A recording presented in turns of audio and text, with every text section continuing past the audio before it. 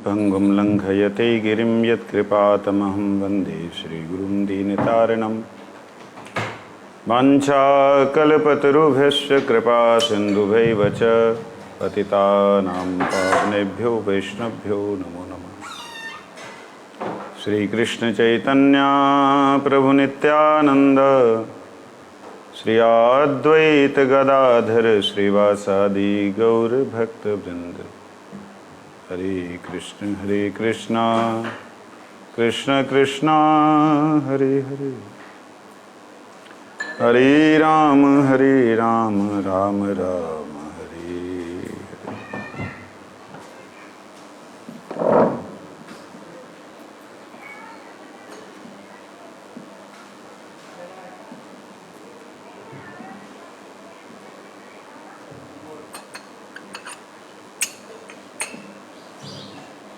हम लोग जैव धर्म श्रवण कर रहे हैं। कल चिंतन हो रहा था इतिहास के बारे में कि ये इतिहास कितना पुराना है।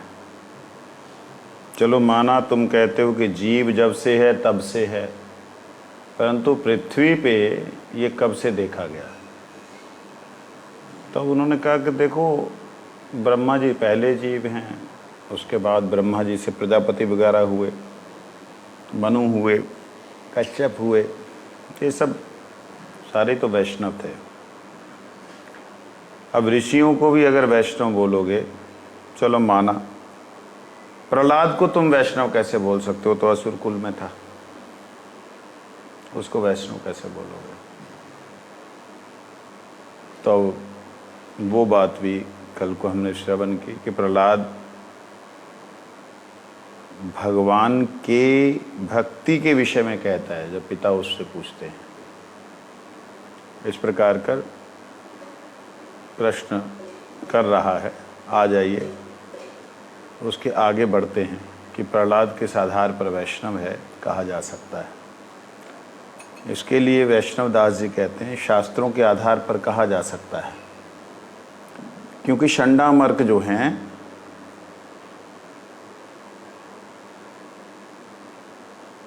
वो लोग शिक्षा संसार की मायावाद की देना चाहते थे, लेकिन उन्होंने मायावाद की शिक्षा न लेकर के भगवान की भक्ति की ही शिक्षा की बात की प्रहलाद जी ने। फिर उसने पूछा कि चलो प्रहलाद को मान लिया, तुमने ध्रुव का नाम लिया, ध्रुव को मान लिया कि ये सब वैष्णव थे,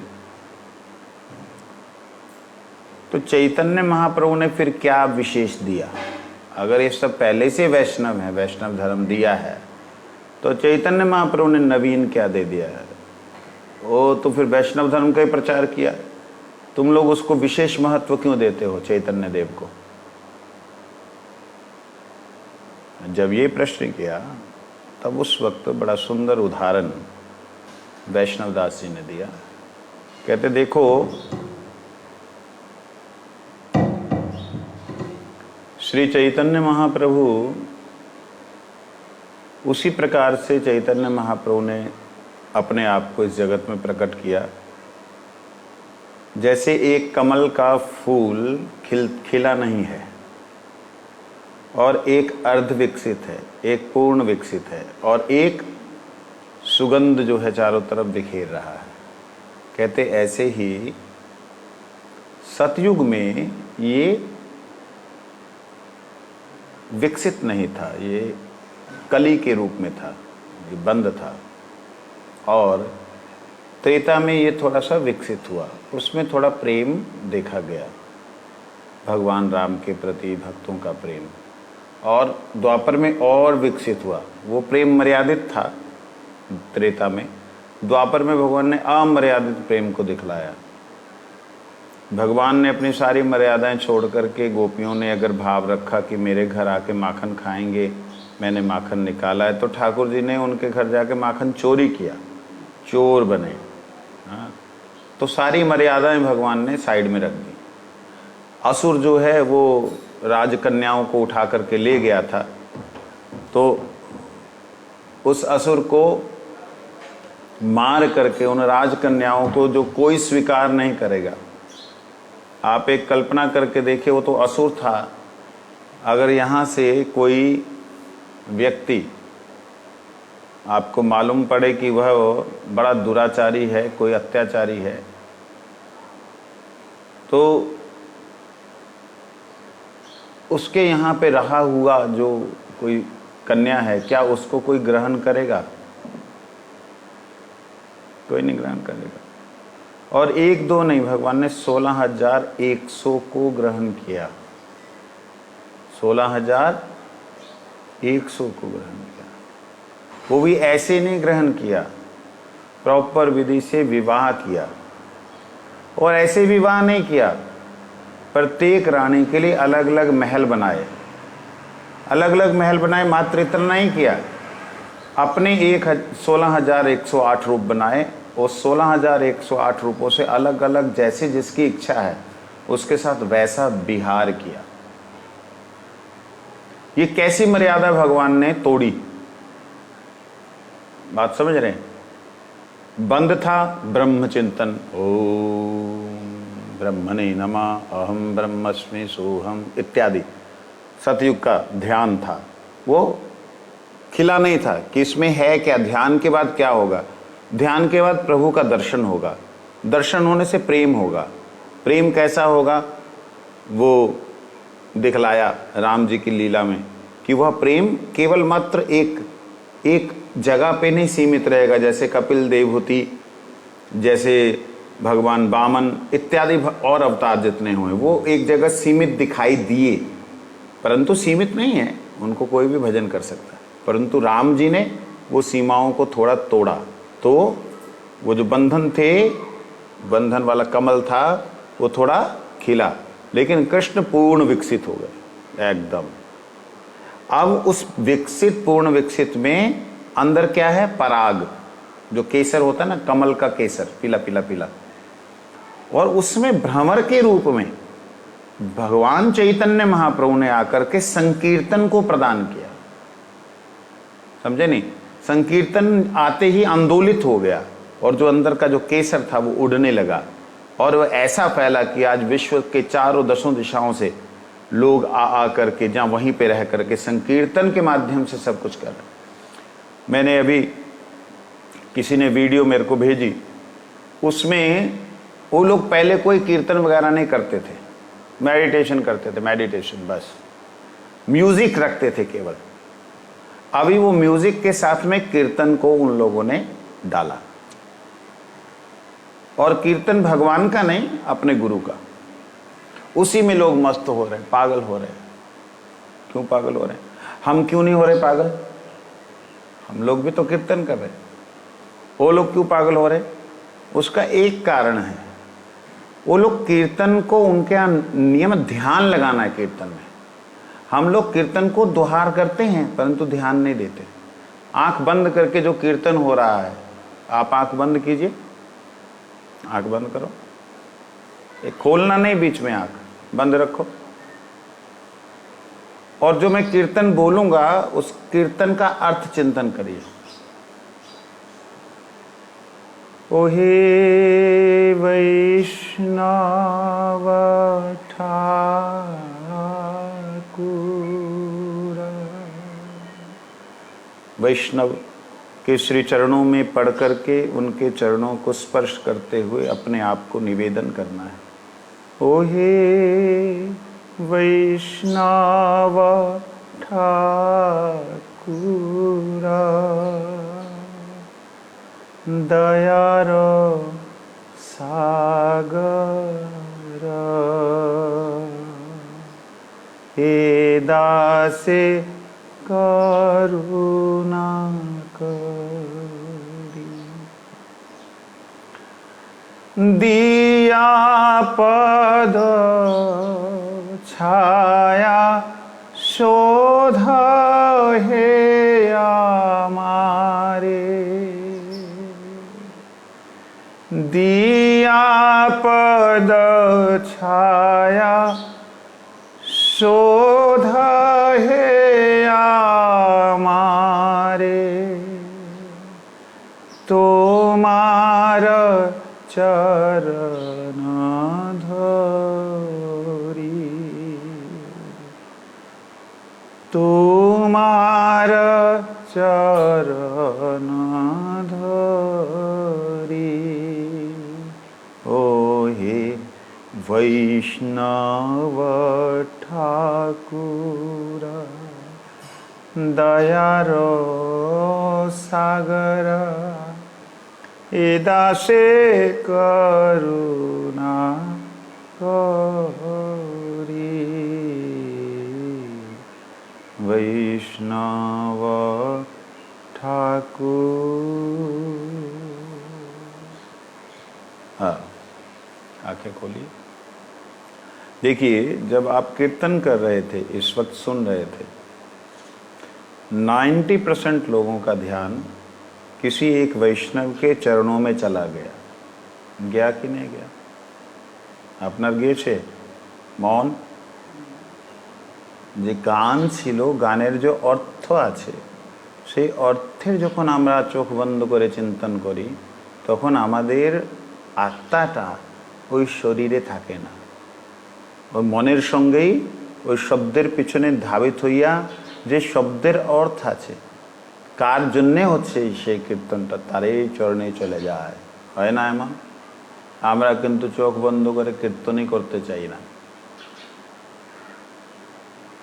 যখন कीर्तन হচ্ছে চতুর্দিকে দেখার দরকারটা কি? जब कीर्तन होता है चारों तरफ देखने की क्या जरूरत है?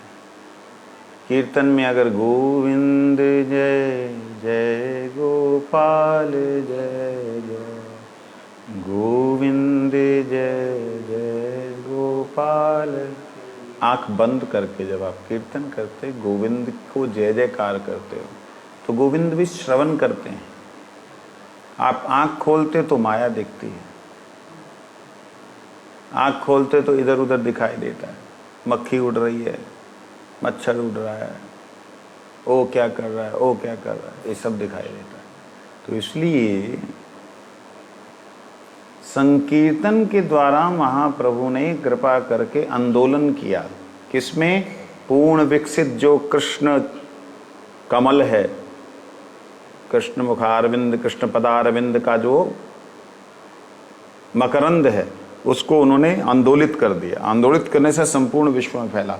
अब तो मायावादी, ध्यान करने वाले, यज्ञ करने वाले, जो भी जो करते थे, सब लोग अब महाप्रभु जी ने जो किया उसका अनुकरण कर रहे हैं।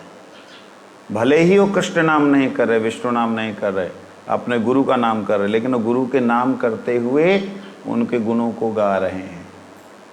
तो कहने का अभिप्राय, चैतन्य महाप्रभु ने क्या दिया, ये जब न्याय रत्न ने पूछा, तो उसके उत्तर में वैष्णव दास जी ने बोला, चैतन्य महाप्रभु ने संकीर्तन दिया, संकीर्तन आंदोलन दिया। वो जो पराग है वो आंदोलित हो करके चारों तरफ फैलता है। न्याय रत्न ने फिर कहा, अच्छा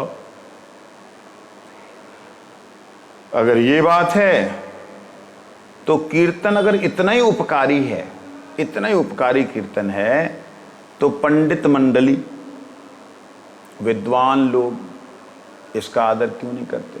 पंडित मंडली मतलब जो स्कॉलर्स हैं, जो पढ़े लिखे लोग हैं, साइंटिस्ट हैं, वैज्ञानिक हैं, वो लोग इसका आदर क्यों नहीं करते अगर इतना ही ये उपकारी है? तो वैष्णवदास जी कहते हैं, आजकल पंडित शब्द का अर्थ विपरीत लगाया जाता है, उल्टा लगाया जाता है। संपूर्ण शास्त्रों में पारदर्शी बुद्धि को पंडा कहते हैं। पंडा शब्द का अर्थ है पारदर्शी बुद्धि। शास्त्रों में पारदर्शी, देखने वाली बुद्धि, शास्त्रों के अर्थ को समझने वाली बुद्धि, उसे कहते पंडा। ऐसी बुद्धि से युक्त व्यक्तियों को पंडित कह सकते हैं, जो शास्त्रों के अर्थ को देख पाए। पारदर्शी किसे कहते हैं? जिसके उस पार दिखलाई दे, पार इधर से उधर दिखलाई दे, उसे बोलते पारदर्शी। जैसे कांच होता है वो पारदर्शी होता है, लेकिन जो दर्पण होता है पारदर्शी नहीं होता, वो हमें ही दिखाता है हमारा, है ना। तो ऐसे जो शास्त्रों के अर्थ से, शास्त्रों को पढ़ करके उसके अंदर क्या है वो भीतर और उसके उधर शास्त्रों के क्या है वो जो देख सके, वो होते हैं पंडा, अर्थात जिनकी बुद्धि पारदर्शित हो। ऐसे व्यक्ति को पंडित कहते हैं। पंडित शब्द का यही यथार्थ अर्थ है, किंतु आजकल थोड़ा बहुत संस्कृत का अध्ययन कर लिया, न्याय शास्त्र पढ़ लिया, स्मृति शास्त्र पढ़ लिए, लोकरंजन करने लगे, लोकरंजन करने वाले अर्थ करने लगे, निरर्थक युक्ति जाल विस्तार करने वाले कोई पंडित कहते हैं। निरर्थक युक्ति जाल, वाह, निरर्थक युक्ति का जाल बोलने वाले कोई पंडित कहते हैं। युक्ति जाल जानते किसे कहते हैं? जानते हो युक्ति जाल किसे कहते हैं?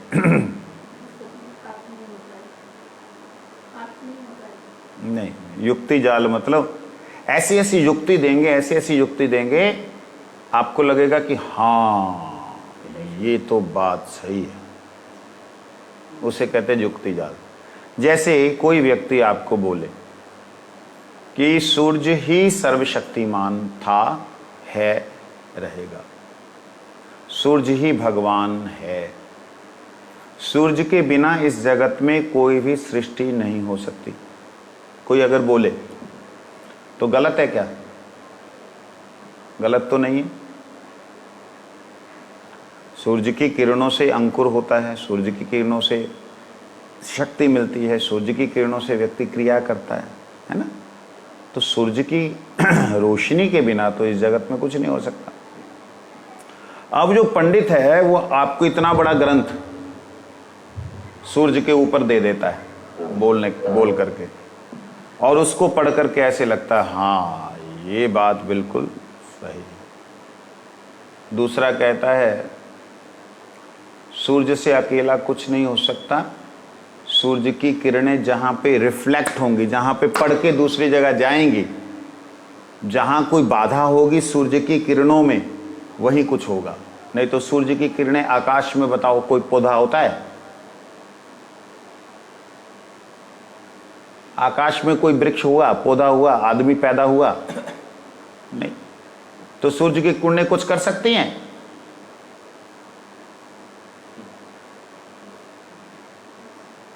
कुछ कर सकती है? सूर्य की किरणें आकाश में कुछ भी नहीं कर सकती, उसके लिए आधार चाहिए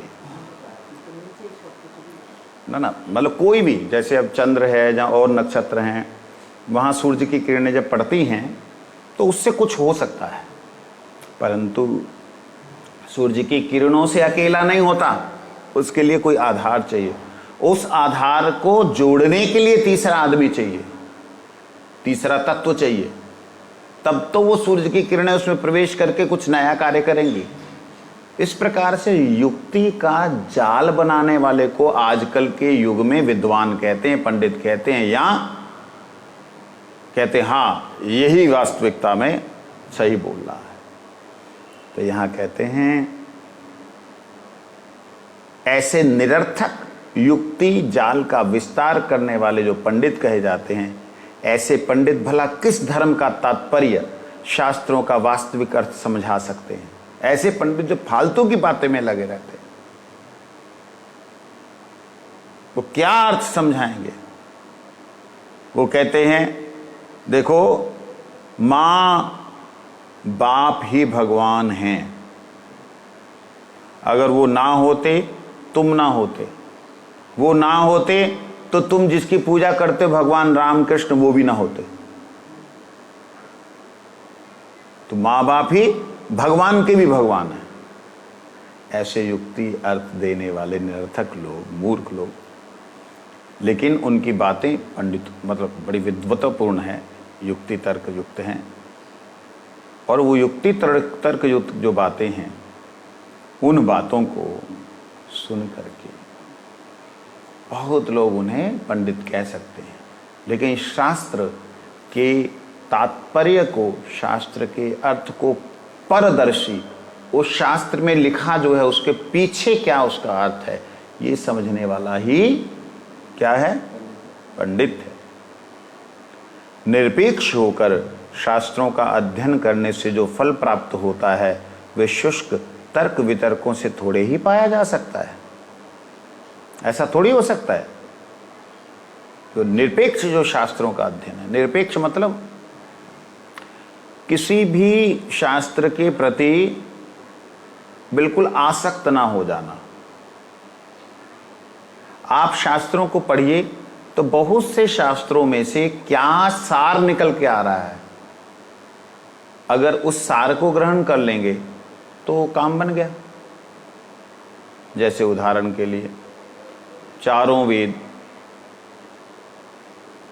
108 उपनिषद, वेदांत इत्यादि शास्त्रों को लिखने और लिखवाने के बाद में वेद व्यास जी को शांति नहीं मिली।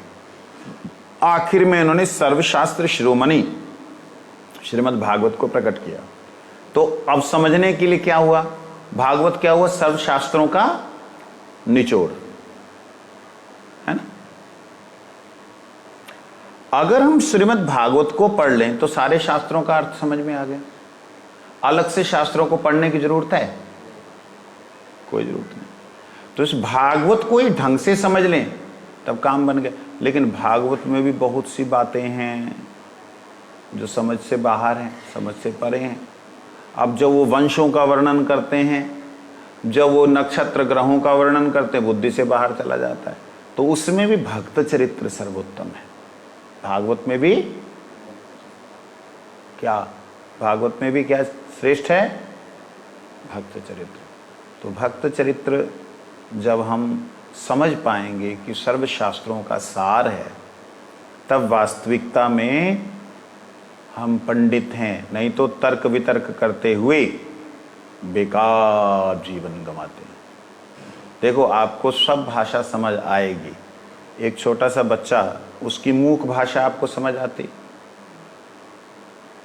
है ना। उसकी मूक भाषा, बोल भी नहीं रहा तब भी उसकी बात समझ आती है। तो ऐसे ही जब कोई बोल रहा है तो समझ आना चाहिए। क्यों नहीं समझ आता? क्योंकि हम थोड़ी देर सुनते हैं, उसके बाद एक शब्द अगर नहीं समझ आया ना तो उस शब्द के पीछे चले जाते हैं और आगे की सारी बातें छोड़ देते हैं। समझे? बुझते पेरेছেন तो आई देखो आज থেকে पंडित হয়েছেন अपने। कहते सच बात तो यह है कि व्यर्थ के वितांडवाद से जो अपने को और दूसरों को वंचित करने में पटु है, ऐसे वंचक ही कलयुग में पंडित हैं। वास्तविकता में देखा जाए तो व्यर्थ वितांडवाद, जो वितांडवाद क्या होता है, जो भगवान से वंचित कर दे, ऐसा वितांडवाद से जो अपने को और दूसरे को वंचित करते हैं, उसी को कलयुग में पंडित कहते हैं। आप देखिए, बंगाल में बहुत पंडित हुए, पंजाब में पंडित कम हुए, गुजरात में पंडित कम हुए, बंगाल, यूपी, बिहार में भी, साउथ इंडिया में बहुत पंडित हुए। लेकिन बंगाल के पंडितों को देखो वो, और साउथ के पंडितों को देखो वो, दोनों में अंतर है। साउथ के पंडित कुछ ना कुछ साधन भजन क्रिया करते हैं, और बंगाल के जो विद्वान हैं उनको देख लो, नास्तिक, 100% नास्तिक ही है। फालतू बात, इधर का उधर का इधर का सब, और अपनी बुद्धि को ऐसा नहीं शांत रखते, वो घुमाते ही रहते हैं। फलाने नेता ने ये कहा तो उस नेता का ऐसा का, इसका ये बोलने से हुआ, फालतू का बात में लगे रहते। ब्राह्मण नहीं, विद्वान, जो पढ़ा लिखा आदमी, उसकी बात कर रहे। पंडित का मतलब उसी की बात कर रहे। मतलब जो लोग पढ़ा लिखे, पढ़े सुने लोग हैं, अच्छे डॉक्टरेट किए हुए लोग हैं, कोई PhD किया है, उसे पंडित का मतलब एक उपाधि है। जिसे शास्त्रों का ज्ञान है, जिसे विद्या का विशेष महत्व पता है, वही पंडित है।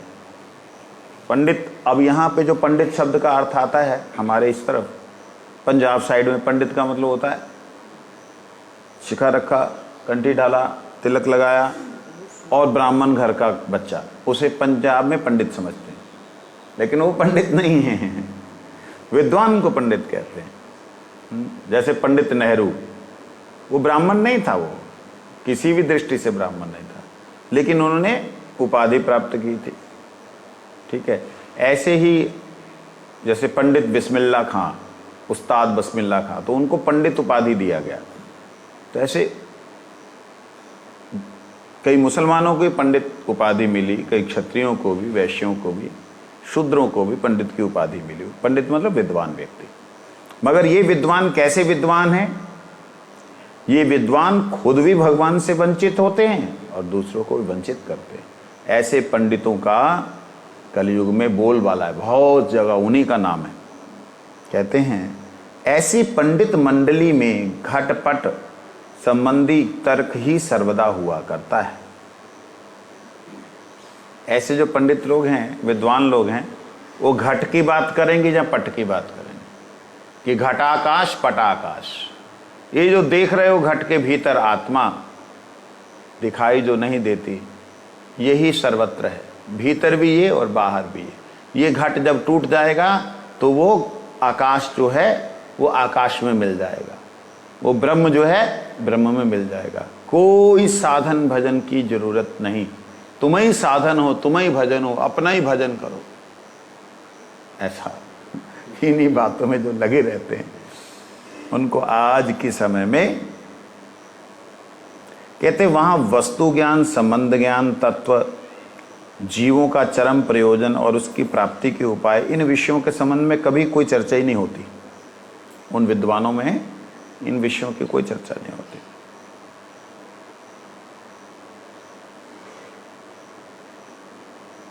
वस्तु ज्ञान, वस्तु ज्ञान किसे कहते हैं? वस्तु शब्द जो प्रयोग किया जा रहा है, ध्यान देना, आप सबके लिए एक बात कह रहा हूं। हम लोग वस्तु उसे कहते हैं जिसमें प्राण नहीं होते, लेकिन वस्तु शब्द शास्त्रों में जहां प्रयोग हुआ है वहां हुआ है जहां वास्तव में है, अर्थात तत्व था नहीं, होगा नहीं, वर्तमान में हमेशा था, हमेशा है, हमेशा रहेगा, उसे कहते वस्तु। वसा अर्थात सत्य, टिका हुआ, हमेशा रहने वाला। अस्तु जो हमेशा से है, जो वास्तव में है, वास्तव में जो अस्तु हमेशा है, उसे कहते हैं वस्तु। तो वो वस्तु कौन है? इस संसार में वास्तव में कौन रहेगा? आज जो देख रहे हो, एक खंड प्रलय होने से सारा कुछ, सब कुछ खत्म हो जाएगा, अग्नि से जल करके भस्म हो जाएगा, तब कौन रहेगा? उसे कहते हैं वस्तु। उसके बाद भी जो पुनः संचार कर सके शक्ति का, उसके बाद भी प्रलय होने के बाद भी जो सारी शक्तियों को फिर द्वारा से क्रियान्वित कर सके, उनको फिर द्वारा ऊर्जा दे सके, उसे कहते हैं वस्तु।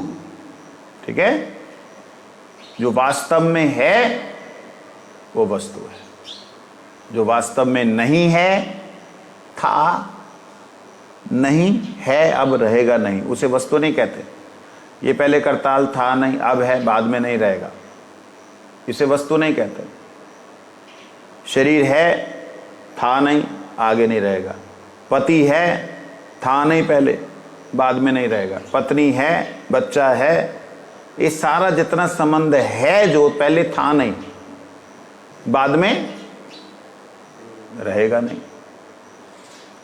ऐसे संबंध को, ऐसे तत्व को वस्तु नहीं कहते हैं। समझ लगी? वस्तु किसे कहते हैं? वस्तु के विषय में ज्ञान, जो वास्तव में है। कौन है? आत्मा। हमेशा थी, है, रहेगी, उसके विषय में ज्ञान। अथवा परमात्मा जिससे सारी आत्माओं का प्रादुर्भाव हुआ है, उनके विषय में ज्ञान वस्तु का ज्ञान है। उसके बाद है संबंध ज्ञान। वस्तु का, वास्तव वस्तु का माया से क्या संबंध है कि माया में आया, आत्मा का क्या संबंध है कि माया में आया, ये संबंध माया के साथ। आत्मा माया में हमेशा रहेगी या इसे वास्तव में दूसरी जगह जाना चाहिए जहां से आई है, तो वो तत्व के साथ इसका क्या संबंध है, नहीं समझे? उस परम तत्व परमेश्वर के साथ आत्मा का क्या संबंध है, ये ज्ञान संबंध ज्ञान कहलाता है। आत्मा का एक दूसरी आत्मा से क्या संबंध है, ये ज्ञान संबंध ज्ञान कहलाता है। आत्मा का माया से क्या संबंध है, ये ज्ञान संबंध ज्ञान कहलाता है। ध्यान दीजिए, आत्मा का माया से संबंध और माया का आत्मा से क्या संबंध है, बात समझ आई? ये तो एक जैसा लगता है, एक जैसा होता है, हैं? एक संबंध तो एक ही होना चाहिए, एक ही संबंध होगा। जैसे कई लोग बोलते संबंध, माया के साथ जीव का संबंध होने से तो पता लग गया हाँ क्या संबंध है, लेकिन माया, जीव का माया के साथ संबंध एक अर्थ है माया के साथ, और माया का जीव के साथ संबंध ये दूसरा अर्थ है। एक ही नहीं है दोनों, दोनों का व्यवहार भी एक नहीं है। कैसे समझेंगे इसको, कैसे समझ सकते हैं? माया तो संसार के लिए, माया संसार ভগবানের সম্বন্ধ পূর্ণ, ওইটা কথা না, কথা হচ্ছে এই জীবাত্মার সম্বন্ধ যা মায়াতে আছে, মায়ার সঙ্গে জীবাত্মার কি সম্বন্ধ আর মায়ার আত্মার সঙ্গে কি সম্বন্ধ, এই দুইটা সম্বন্ধ একই নাকি? हाँ, कैसे नहीं? देखो, मां का बच्चे के साथ संबंध और बच्चे का मां के साथ संबंध, दोनों में भेद है।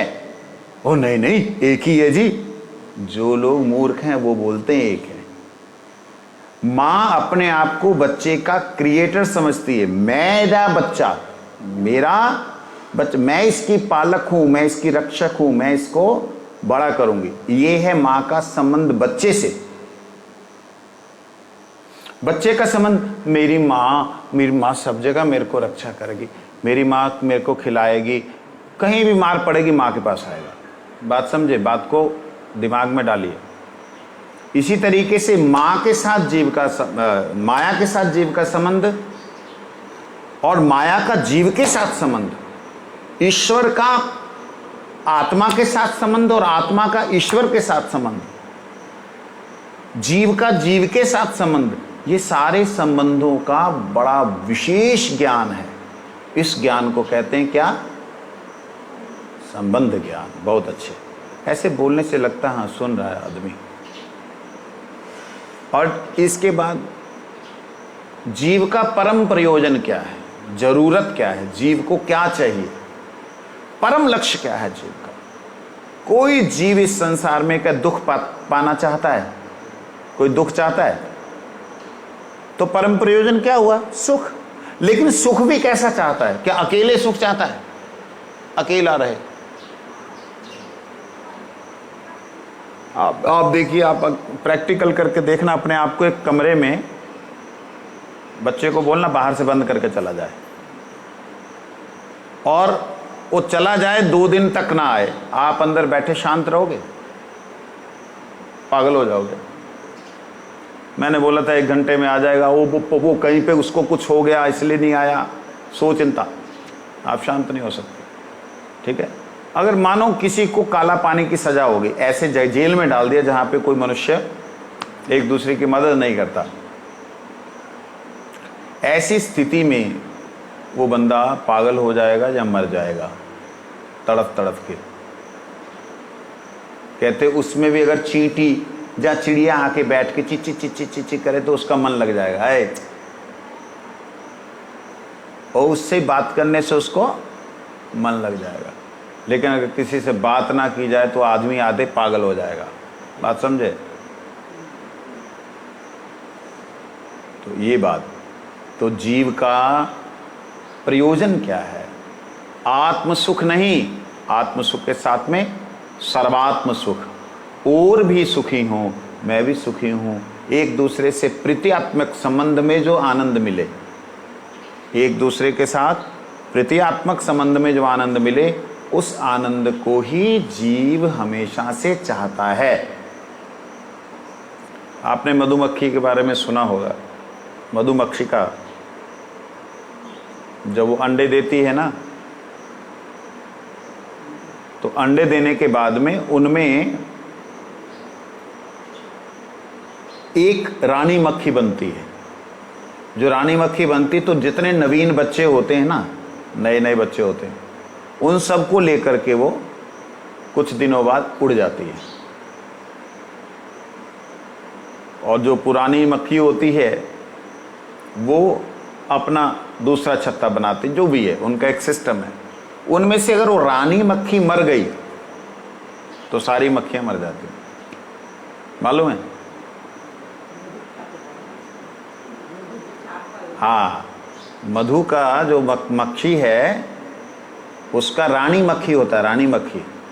मधुमक्खी में रानी होती, वो रानी अगर मर गई तो जितने और उसके साथी हैं ना, सब वहां मर जाएंगे उसके विरह में। इतना उनका गाढ़ संबंध होता है। ऐसे चींटियों का होता है। चींटियों में एक रानी मक्खी होती है। रानी मक्खी के पीछे मोटी मोटी मोटी मोटी चींटियां, छोटी चींटी के बीच में आप देखना कभी वो लाइन बना के जा रही ना, तो उनमें एक रानी मक्खी होती है, बड़ी सुंदर होती है वो, मैंने देखा, सुंदर होती। उसके पीछे 20-50 जो है बॉडीगार्ड चलते हैं, मोटे मोटे चींटियों में, मोटे मोटे चींटी, ज़्यादा बड़े नहीं, छोटे छोटे, वो उसके अगल बगल चलते रहते हैं सैन्य संबंध की तरह। अगर बाई दी वो बीच वाली मक्खी चींटी को मार दिया तो वो जो बॉडीगार्ड है ना, वो तड़प तड़प के मर जाएंगे। उनके मरने के साथ सारे मर जाएंगे। और आपने कई बार देखा होगा आपके घर में हजारों चींटियां ऐसी हवा में उड़ रही हैं, मतलब मरी हुई पड़ी हैं, होता है ना ऐसे। इसके कारण ये, तो वो सारी चींटियां एक हल्का सा अपने राजा का, अपनी रानी का प्रेम चाहती हैं। ऐसे ऐसे कर दिया, बस उसी में संतुष्ट है। वो उस प्रेम के कारण जीवित रहती हैं। ऐसे ही इस संसार में कोई भी प्राणी ऐसा नहीं है जो अपने आप में अकेला सुखी हो। उसे और किसी का संग चाहिए सुख के लिए, आदान प्रदान होता हो। वो आदान प्रदान जहाँ पे होता है उसको वहाँ पे सुख मिलता है, और उस सुख से जीव का वास्तविक पर चरम प्रयोजन क्या है वो मालूम पड़ता है। ठीक है? कहते इन विषयों के संबंध में कोई चर्चा ही नहीं करता। जो लोग हैं इन विषयों की चर्चा ही नहीं करते, ना वो भगवान के तत्व का चिंतन करते, ना उनके संबंध का चिंतन करते, ना प्रयोजन तत्व कैसे प्राप्त करें उसका चिंतन करते हैं। वो बस इधर उधर की बातें, रास लीला बोल देंगे, ये बोल देंगे, वो फालतू के चक्करों में पड़े रहते हैं।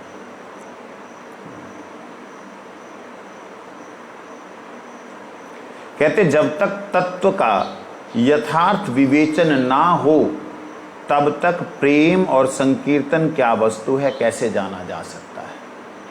प्रश्न क्या किया था न्याय रत्न ने कि अगर चैतन्य महाप्रभु ने जो प्रदान किया संकीर्तन इतना ही उपादेय है, इतना ही महत्वशील है, तो क्यों नहीं विद्वान लोग इसे स्वीकार करते।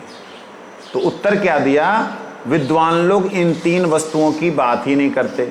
एक तो वास्तव वस्तु परमात्मा, दूसरा संबंध ज्ञान, तीसरा तीसरा जो है प्रयोजन, उसे प्राप्त कैसे किया जाए, इस विषय की वो चर्चा ही नहीं करते। जो चर्चा ही नहीं करते तो उनको कहां से यह रुचि होगी। वो जिसमें घुसे हैं उसी की रुचि होगी। न्याय रत्न कहते हैं अच्छी बात है, मैंने ये माना कि आजकल अच्छे पंडित नहीं हैं, मान लिया,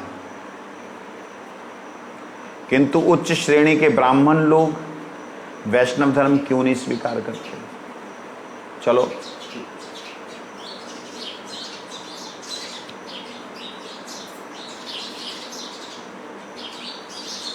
उसको बंद कर दो, नहीं तो मरेंगे।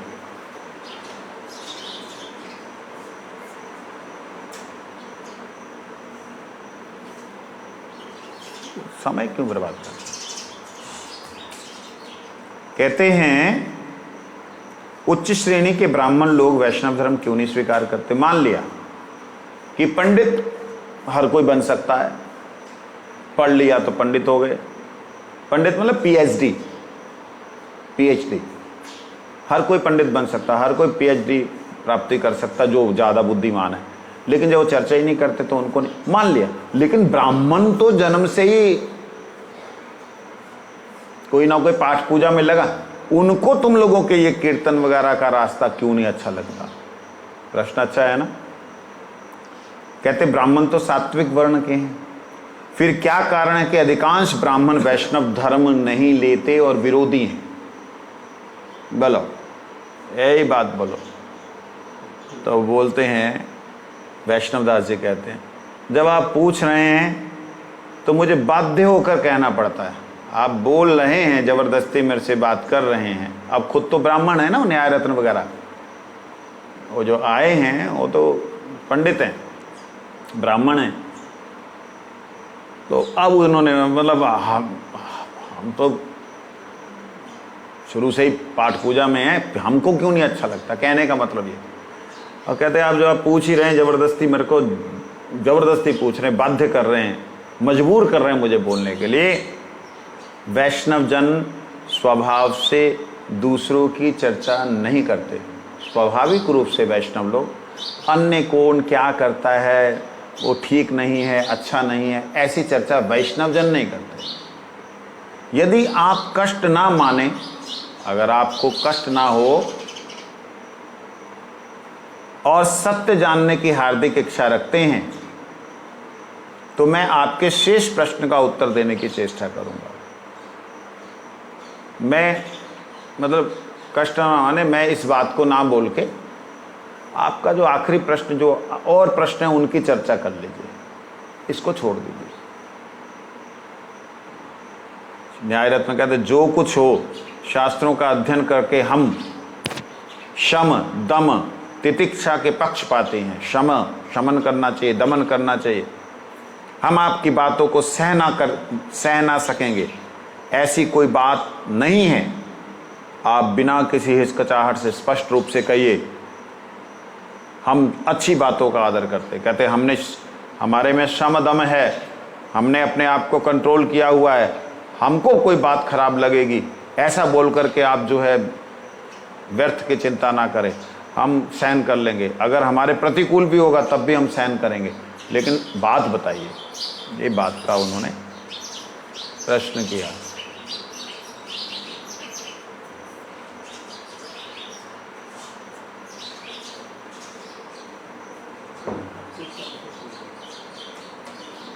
अब उत्तर क्या दिया, कल को हम श्रवण करेंगे। वाञ्छा कल्पतरुभ्यश्च कृपा सिन्धुभ्यैव च